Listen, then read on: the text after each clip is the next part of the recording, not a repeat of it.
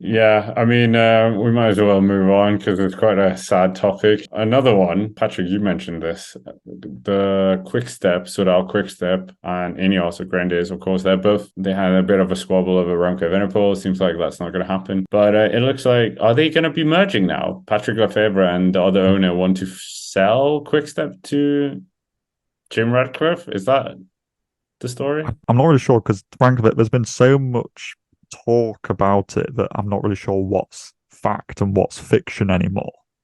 But what is pretty evident is that Ineos have a very small number of riders signed for next year. It's something in the realms of 15 riders, which isn't anywhere near the minimum threshold required to be kind of competing in the World Tour, quite frankly. So that kind of begs the question that either Ineos are going to announce a plethora of signings in the next few weeks, or there's this rumor that, this whole thing of like Remco going to Ineos, like maybe he's not going to Ineos exactly, but they're kind of forming a combined team with Soudal Quickstep. But then that also raises the question of, if that's the case, does that mean there's a spare World Tour slot going for somebody to go and fill into? So there's just a lot of questions going on, but I think it's quite intriguing about the prospect of, could Ineos and Soudal Quickstep combine into one? I mean, it would be pretty much be a super team at that point. Because imagine Evenepoel on Ineos. You got like, I mean, him and Pidcock as like an Ardennes team. Like, holy moly! Yeah, this has been, I think, almost fiction more than fact. I think, yeah, it is sniffing between the lines in terms of the Ineos not having renewed a lot of their riders and also not announcing a lot of their riders. But last year they didn't announce their signings until maybe September. It's different this year because, like, for instance, this time last year we knew Taman Arensman was moving to Ineos and they announced it in September. But now we're hearing that, for instance, Tobias Foss, Carlos Barona, who were strongly rumored to be moving there, that's not going to happen anymore. They've fallen through. Victor Lafay as well from Cofidis, who we thought was moving to Ineos, that's fallen through. But the other day Remco was very pragmatic in saying that he's staying with Soudal, a contract to contract, and Patrick Lefevre as well said, like, if he were to break his contract, then they would sue. And also with Quick Step is that the team, although we think it's just Patrick Lefevre, it's also this Czech millionaire. This Czech millionaire also owns a lot of the team, and I don't think they're looking really to merge.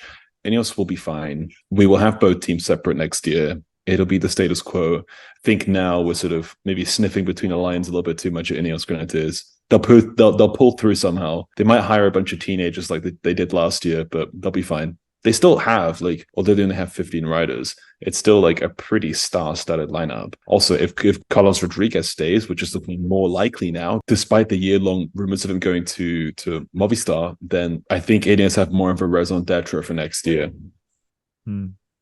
It is true that, like, it is true they could sign a load of teenagers and stuff and under 23s, but it wouldn't be a particularly great team, to be honest with you, if they have a couple of their kind of star-studded names, but they're being backed up by just a load of neo pros. Like, it does seem like a bit of a hollow shell team, where it's like they've just got like a few good ones, and then everyone else is just a little bit just like superfluous. It's just like a development team. It's like, well, Ineos, you could have set up a development team years ago, like, everyone's been asking you to do, or a women's team, but that's like a whole other conversation. But I don't know. I don't think Ineos would be in a particularly strong position next year if they just signed a load of neo pros, though, and they're just kind of like sending like one big rider to one race. Like, what about these scenarios where there's like 2 or 3 races on at a time and they need to send like a decent squad to both?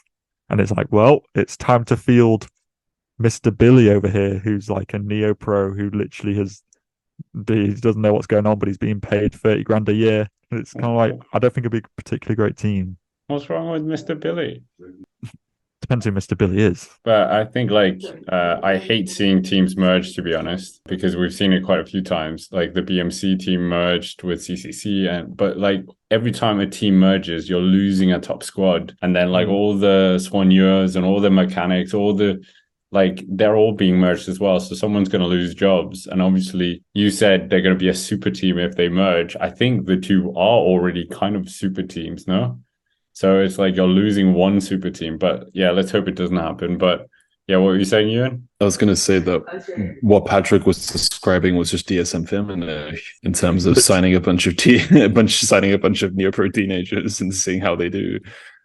Literally. Well, it hasn't worked that great for them, is the thing. Yeah, true.